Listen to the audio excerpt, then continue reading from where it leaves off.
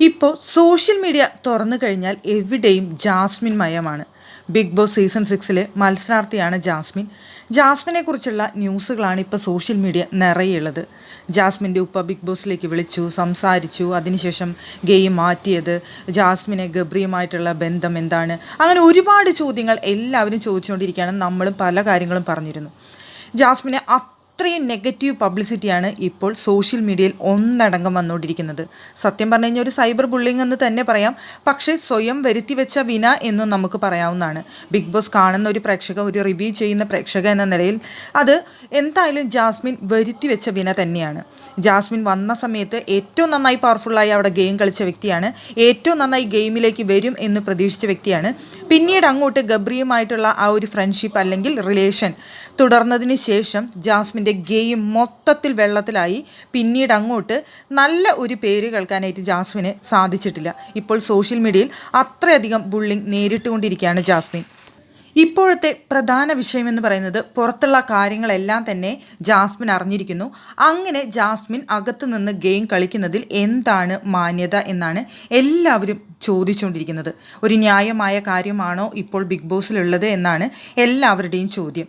എന്നാൽ അതിലൊരു വിശദീകരണം നൽകിക്കൊണ്ട് മുൻ ബിഗ് ബോസ് താരം കൂടിയായ ദിയാസന രംഗത്ത് വന്നിരിക്കുകയാണ്. ദിയാസന പറഞ്ഞത് ഇങ്ങനെയാണ്: നിങ്ങളാരും മുൻ സീസണുകൾ കണ്ടിട്ടില്ലേ? ലാലേട്ടൻ വന്ന് ഹിൻഡ് കൊടുക്കുന്നത് മുതൽ വൈൽഡ് കാർഡ് എൻട്രി, അതുപോലെ പുറത്തുപോയി അകത്തു വന്ന കണ്ടസ്റ്റൻസ്, ഇവരൊക്കെ കൃത്യമായാണോ ഗെയിം കളിക്കുന്നത്? ലാലേട്ടൻ വന്ന് ഹിൻഡ് കൊടുത്താൽ ഇതേ പ്രേക്ഷകർ ഫേവറേറ്റ് ആയ ആളുകളെ സപ്പോർട്ട് ചെയ്തില്ലെങ്കിൽ ലാലേട്ടൻ ഉൾപ്പെടെയുള്ളവരെ തെറി കേൾക്കണം. വൈൽഡ് കാർഡ് പോയാൽ വെളിയിലെ കാര്യങ്ങൾ പറഞ്ഞു എന്ന് സ്ഥാപിച്ച് ആക്രമിക്കാം. സീസൺ 2 മുതൽ മണിക്കുട്ടൻ പുറത്തുപോയി വന്നത് വരെയുള്ള എല്ലാ കാര്യങ്ങളും നമ്മൾ കണ്ടതാണ്. അവിടെ സൂര്യയോടുള്ള അടുപ്പക്കുറവ് മണിക്കുട്ടൻ കാണിച്ചതും, ഡിംബലിൻ്റെ അച്ഛൻ മരിച്ചിട്ട് ഡിംബൽ പുറത്തുപോയി വന്നതിന് ശേഷം കൂടുതൽ ബോണ്ടിങ് മണിക്കുട്ടനുമായി സ്ഥാപിച്ചത് പുറത്തെ കാര്യങ്ങൾ അറിഞ്ഞിട്ട് തന്നെയാണ്.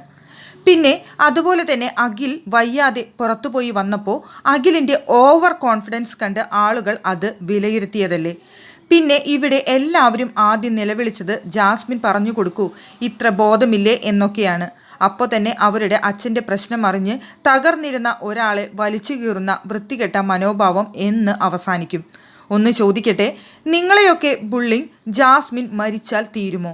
ഇത് ഞാൻ എഴുതുന്നത് കേരളത്തിൽ ഒരു പക്ഷേ ഏറ്റവും കൂടുതൽ ബുള്ളിങ് അനുഭവിച്ച സ്ത്രീകളിൽ ഒരാളെന്ന നിലയിലാണ്. ദയവ് ചെയ്ത് പ്രിയപ്പെട്ടവരെ, നിങ്ങൾ ആശയപരമായ വിയോജിപ്പുകളും ദേഷ്യവും ഒക്കെ കാണിക്കൂ. എൻഡ് ഓഫ് ദി ഡേ ഇതൊരു ഗെയിം ഷോയാണ്. ഇവിടെ ഗെയിം കളിക്കാൻ ആളുകൾ വരും പോകും. അവർ ചെയ്യുന്ന പണിക്ക് പൈസയും കിട്ടും. അതിനും അപ്പുറത്തേക്ക് നിങ്ങളിൽ ഓരോരുത്തരും എത്ര ശരിയെന്ന് നമ്മളെ നോക്കി ചോദിക്കണം. വിവരക്കേടും തെറ്റുമൊക്കെ മനുഷ്യനെ സംഭവിക്കും. അതിനൊക്കെ തിരിച്ചറിവും ഉണ്ടാകും. ഇനി തിരിച്ചറിഞ്ഞില്ലെങ്കിൽ അനുഭവിക്കട്ടെ. നമ്മുടെ എനർജി എന്തിനാണ് ഇങ്ങനെ ഇല്ലാതാക്കുന്നതും എന്നാണ് ദിയാസന ചോദിക്കുന്നത്.